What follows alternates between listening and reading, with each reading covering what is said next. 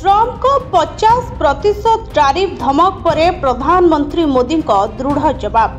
दिल्ली रे एक कार्यक्रम रे जोगदेई प्रधानमंत्री कहिसेंति जे भारत चाषी स्वार्थ रे कोनोसी बुझामणा करिबो नाही। नुआ दिल्ली रे एमएस स्वामीनाथन शतवार्षिक अंतर्जातीय सम्मेलन रे मोदी कहिसेंति आम पई कृषकक स्वार्थ सर्वोच्च।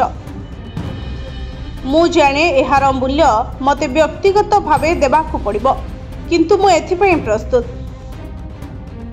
ट्रम्प गत सप्ताह 25% टैरिफ घोषणा करिथुआ बेले बुधवार रूसियारू तैल क्रय नै आउ 25% टैरिफ लगाइछथि, जहा मोट होउची 50%।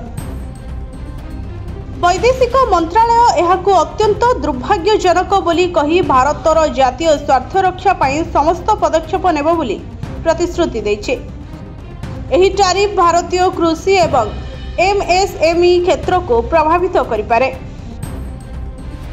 ट्रम्प को टैरिफ धमक पर प्रधानमंत्री दृढ़ जवाब। भारत चाषी पशुपालक एवं मत्स्यजीवी स्वार्थ सहित सालिस करिबो नाही।